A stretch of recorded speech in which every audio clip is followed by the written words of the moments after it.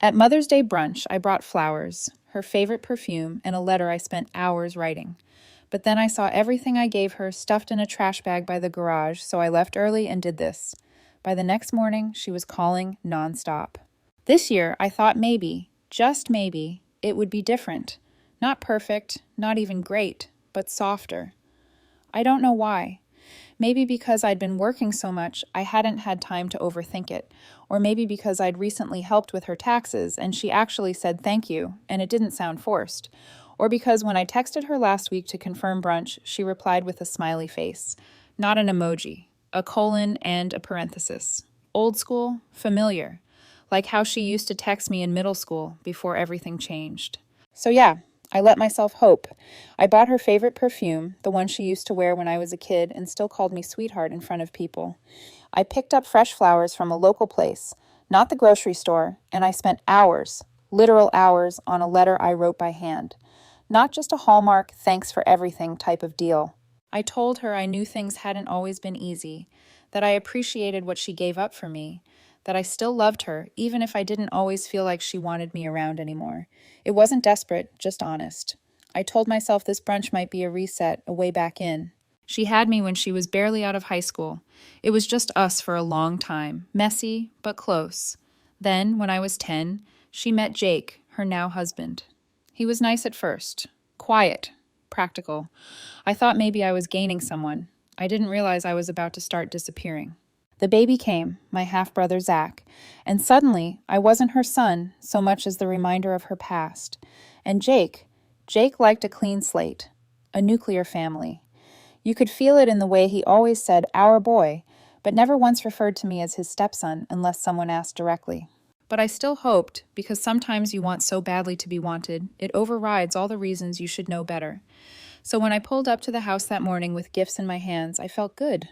Nervous, yeah, but also proud. Like I was showing up as a grown adult, someone worth having at the table. The house looked nice. She always goes all out for events. Mimosas, cloth napkins, actual place cards, Pinterest energy.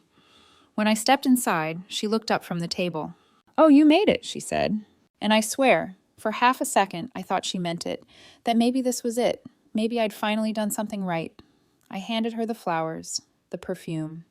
She glanced at the bottle like it was a receipt she didn't remember authorizing. "Oh, you remembered this one," she said. "Not warm, just observed." I didn't let it shake me. "Yeah," I smiled. "They only had one left." She nodded, already turning back to the table. My half-brother Zach was going on about dorm life and how his econ professor totally looks like a guy who has never paid rent. Everyone laughed. I sat down. There was a folded napkin at my place setting, but no card. No one had saved me a mimosa. That was fine. I poured myself juice like a responsible adult. Jake asked me how work was, then turned before I finished answering. My mom was adjusting the centerpiece. Zach passed me the salt without looking. This wasn't new, but today, for some reason, it felt heavier. Maybe because I'd actually tried this time. Maybe because the letter was still in my jacket pocket, and I kept debating when to give it to her, and I'd sealed it in a red envelope, even used the good pen. "Anyone want more coffee?" I offered. My mom didn't hear me, or she pretended not to. Halfway through brunch, my brother looked at me and smirked. "So, do you, celebrate Mother's Day from a distance now, or is this your charity visit?" Jake laughed. My mom didn't say anything. She just sipped her drink. I smiled like it didn't bother me and said, "Well, I didn't bring a coupon, but I did bring a gift." My brother grinned. "Cool. Did you Venmo it to her like last year?" "Nope," I said. "This year, it's actually in writing." I stood up, pulled the letter from my pocket, and set it next to her plate. The red envelope stood out like blood on the white tablecloth. She blinked at it like I'd just handed her a court summons. Then my brother snorted. "You write her a love letter or something?" "Jesus, no," I said, still smiling. "Just a thank you." The table went quiet for a second. Then someone asked for the butter. After brunch, I helped clear the plates. I was halfway to the kitchen with a stack when I noticed the trash bags had already been taken out to the garage. We'd barely finished eating. Maybe she was just being efficient. She liked a tidy space. I walked outside to toss the napkins. The garage door was half open, the sun hitting just enough to light up the bins stacked near the back wall. And right there, leaning against a black trash bag, I saw it. The perfume, still boxed, the flowers bent sideways like they'd been shoved in without a second thought, and the envelope, my envelope, still sealed, red against black plastic. My whole offering dumped. I just stood there, staring. It didn't feel like anger at first. It felt like heat rising up my neck, settling behind my eyes. Not enough to cry, just enough to blur the edges of the world. I looked around. No one was watching. No camera crew popping out to say it was a mistake or a joke or that she meant to give it back. Just silence and trash. I crouched down, reached in, and took it all back. The perfume, the flowers, the letter. I held them for a second, standing in that half-lit garage, not even sure what I was doing. Maybe it was instinct, maybe it was pride. Maybe I couldn't bear the thought of my love rotting under coffee grounds and eggshells. I walked back to my car with the bag in my hand, like it was evidence from a crime scene. Sat there for a minute, engine off, letter on the passenger seat. What a stupid thing to write, I thought. Thank you for the years you gave me. I know it wasn't easy, but you did your best. I'm proud of the woman you became. I stared at the envelope, then I drove home. Didn't say goodbye, didn't text, didn't mention what I saw. I didn't even slam the door, just left quietly. That night, I placed the letter on my kitchen counter, right next to the perfume and the flowers that were already starting to wilt. I stood there looking at them, like maybe they'd explain something to me, why I kept trying, why I still cared, why I didn't see it coming. I didn't sleep much, but I made one decision before the sun came up, and by the next morning, she was calling nonstop. I used to think things changed slowly, like erosion, like you wouldn't notice it until one day the shore was just gone. But looking back, I think it happened faster than I let myself admit. She met Jake when I was 10. He came to dinner a couple of times, then suddenly he was there every night.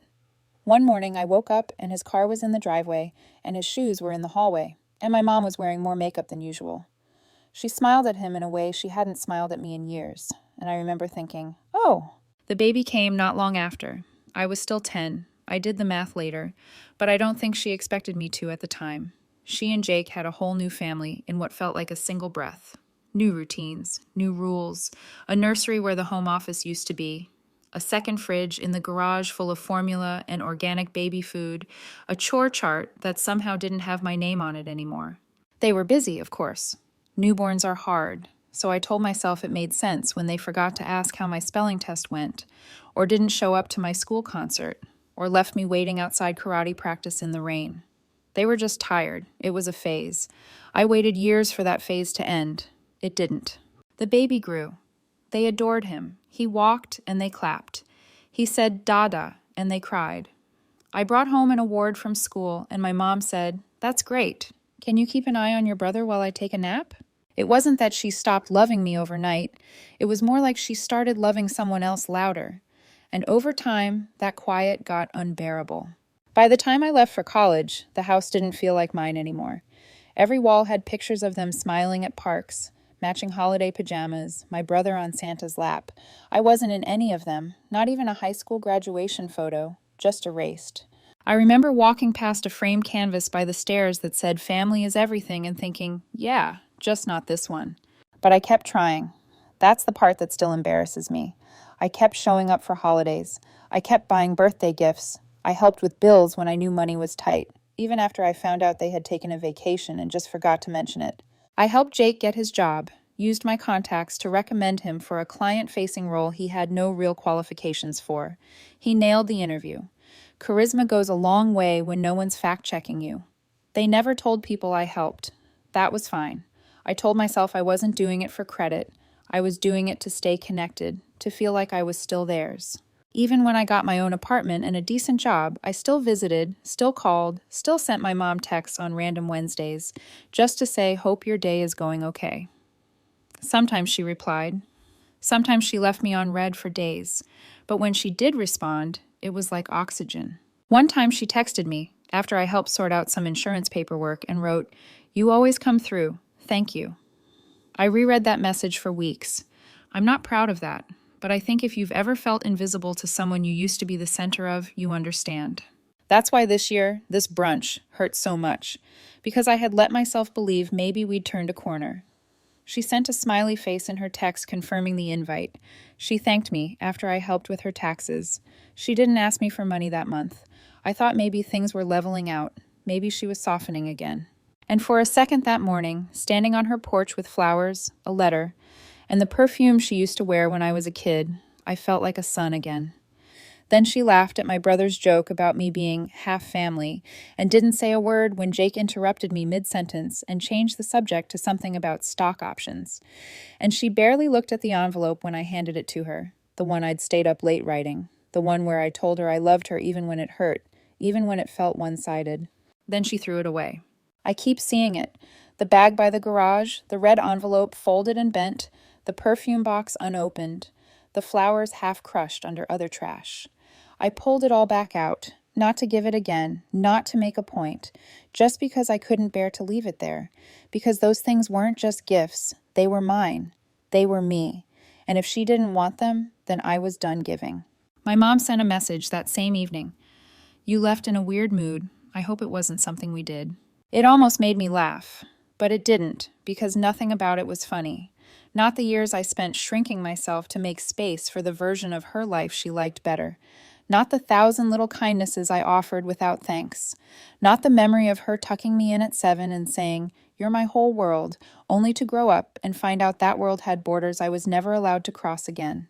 They didn't kick me out. They just made sure I always felt like I was visiting someone else's family. So yeah, I haven't called them back. Because for the first time, I'm not trying to be invited in. I'm trying to remember what it feels like to belong to myself. I didn't sleep that night. Not out of rage, not even heartbreak. It was something worse. Clarity. That dull, cold kind of clarity that settles in when you're done hoping. Like standing in a house you once thought you'd live in forever and finally realizing all the walls are hollow.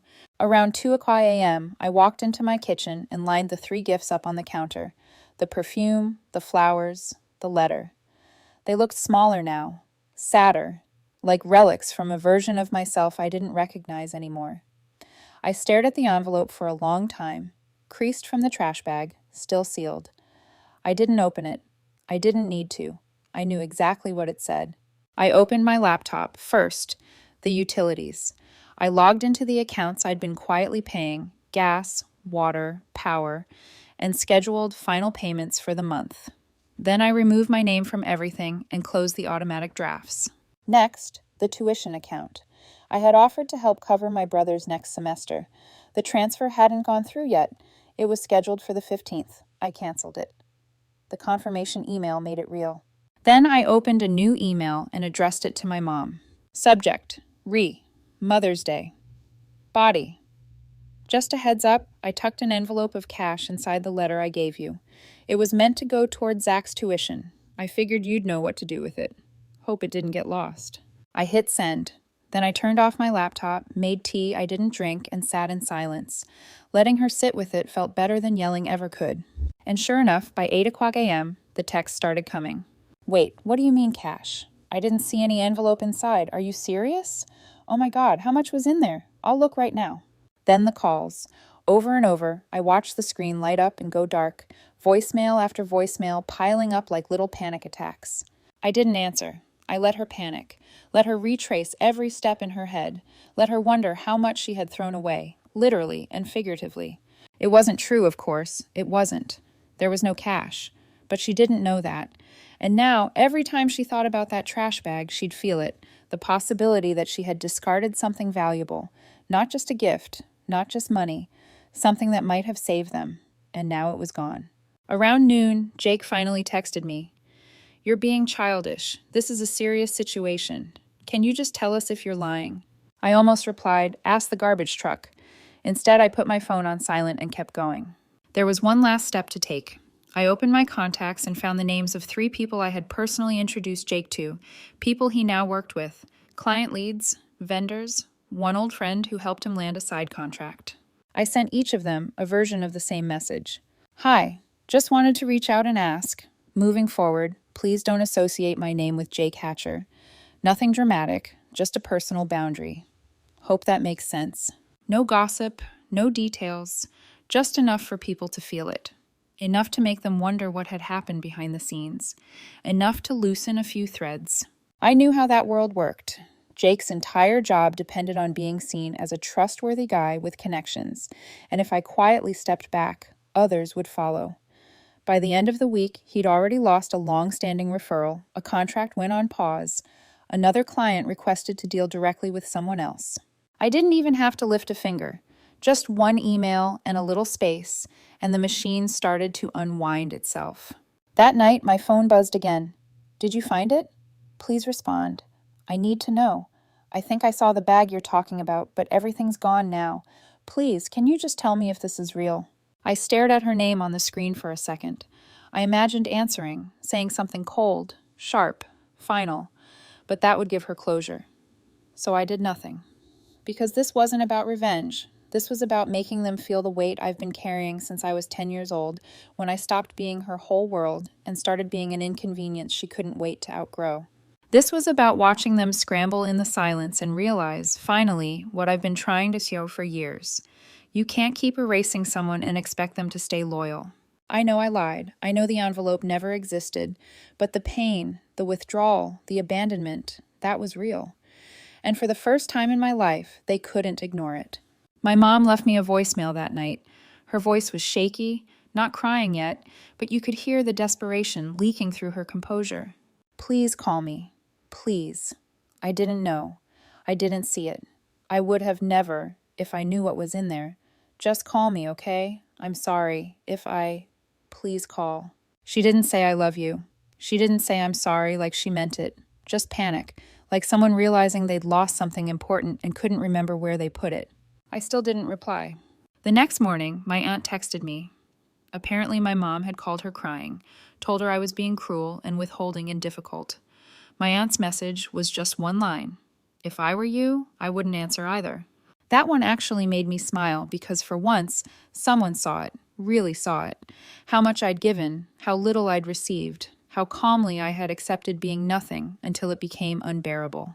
That weekend, I boxed up the gifts and tucked them in my closet, not because I wanted to keep them, but because I wasn't ready to throw them away either. They weren't reminders of her anymore. They were reminders of me, of the version of myself who kept trying. And now I wasn't trying anymore. I was done. By Monday, she stopped asking if I was okay and started demanding answers. Her texts went from, I'm sorry you're upset, to, you need to stop this now. Jake emailed me directly. Professional tone, like we were negotiating a contract instead of untangling a decade of buried resentment. He said my decision to disengage was affecting his work, and that he hoped I'd reconsider for the sake of the family's stability. Translation, your silence is costing me money. I didn't reply. Then Zach got involved. He sent a voice memo that started with, look, I know things were never perfect, and ended with, but seriously, you're ruining Mom's life over what? Some trash? That one nearly made me laugh. Some trash, yeah. That was the whole problem, wasn't it? They'd spent years treating me like clutter, something to box up and shove in the attic so it didn't ruin the aesthetic. Now I was gone, and suddenly they couldn't function. And still, I said nothing. I didn't gloat, didn't rant on social media, didn't send one final, here's everything you did wrong message. I just stopped playing the role, and it drove them insane. By the end of the week, my mom showed up at my office. No warning, no call, just walked right in, looking like someone on a mission. The receptionist buzzed me like there was a fire. I came downstairs and found her standing in the lobby, in a cream blazer and heels that clicked like punctuation marks. She didn't smile. Can we talk? She asked, already heading toward the front doors. We stepped outside. She didn't ask how I was, didn't offer an apology. She went straight to it. You've humiliated this family, she snapped. You've embarrassed your brother. Jake's job is hanging by a thread. Do you understand what that means? I understand exactly what that means, I said calmly. She stared at me, eyes hard. You're doing this out of spite over one party? I tilted my head. Is that what you think? She folded her arms. We raised you. We paid for your clothes, your food, your school. I nodded slowly. And I gave you a down payment on this house, covered your utility bills for 2 years. I offered to help with Zach's tuition. But sure, let's talk about the time you bought me sneakers in 5th grade. That cracked something. Her jaw clenched. That was your choice. We never asked you to help. No, I said. You didn't ask. You just expected it. Expected me to pick up the slack when Jake forgot the mortgage was due. Expected me to understand when you skipped my birthday because Zach had a test. Expected me to stay quiet when you smiled while he called me half family, like I was an accident. She opened her mouth. And you expected me to keep giving, I continued, even after you threw away the only thing I had left to offer. That landed. She blinked. Something flickered in her face. Maybe guilt, maybe just discomfort. Then she tried one last play. You're punishing the wrong person, she said. You're punishing your brother. He didn't throw anything away. I smiled, tight, tired. You want to talk about the letter? She hesitated. I saw it, Mom, I said. In the trash bag next to the garage. I took it back. Her face changed. The sharpness dissolved into something smaller, weaker. I didn't know, she said. I thought maybe you'd taken it with you. I wasn't sure. You weren't sure, I repeated. I didn't mean to. You never do. I didn't yell. I didn't raise my voice. I just let her hear it, really hear it. I'm not dropping the act just so you can feel better, I said. I'm not cleaning up the mess. And if Jake has to answer for how he got that job, that's not my problem anymore. She stared at me like I'd grown a second head, like the quiet, dependable version of me had been murdered in his sleep and replaced with someone unrecognizable. Then she said it. You're not just punishing Jake, she hissed. You're punishing this family. I nodded. Then maybe this family should have stopped treating me like a stranger with a checkbook. And I walked back inside, didn't look back. 2 days later, Zach posted a vague, dramatic story about people who abandon their families when things get hard. A few mutuals liked it. One cousin messaged me privately. Is that about you? I replied probably, and if it is, good. Jake, I heard, started hemorrhaging clients. People were reconsidering their partnerships. One of the vendors I'd introduced him to pulled their contract. He was asked to resign a month later. They called it restructuring. Everyone knew it wasn't. Zach's tuition didn't get paid. He had to defer. I never said a word about it. Not because I was trying to be cruel, but because silence was the only language they never learned to listen to. A few weeks after the office scene, I got a group call from my mom, Jake, and Zach. I didn't answer. They left a voicemail. We just want to talk, she said, syrupy and careful, like someone trying to reset a chessboard after flipping it. Zach mumbled, sorry. I guess Jake didn't speak. Then my mom added, you made your point. So what now? You disowning us? I played the message twice. Once to hear what they said, once to hear what they didn't. No one said I'm sorry like they meant it. No one said we didn't treat you right. They just wanted me back in place, back in role. But I was done playing it. So I didn't respond. I blocked the number. 3 months later, I got promoted, moved into a better apartment, started hosting small dinners with people who actually wanted to hear what I had to say. Then one night, a message came in from my mom. Saw you moved. Hope you're doing well. If you ever want to talk, I'm here. She didn't mention what she did or what she didn't. She didn't ask how I was. She just wanted to see if the door was open. It wasn't. I made tea, sat on my balcony, and looked out at the city lights. No noise, no guilt, no performance, just quiet. And in that silence, for the first time in years, I finally felt free. Sometimes I wonder if I overreacted, if I should have just let it go, smiled through the sting, picked a nicer moment to set boundaries, chosen peace over silence. But then I remember that garage. I remember standing there, holding my unopened gifts, still damp from the trash bag. I remember the letter I'd written with shaking hands, trying to be vulnerable with someone who didn't think twice before discarding it. And I realized I didn't burn a bridge. I just stopped carrying the weight of one they tore down years ago. I'm not proud of the lie about the cash, but I'm not ashamed of it either, because for once they had to sit with uncertainty, with discomfort, with the possibility that what they threw away might have mattered more than they realized. So what do you think? Was I too harsh? Was it finally time someone said enough? Would you have done the same or walked away quieter? Let me know in the comments. I'm genuinely curious how people see it. And if you like stories like this, ones about family boundaries and quiet revenge, don't forget to hit that subscribe button.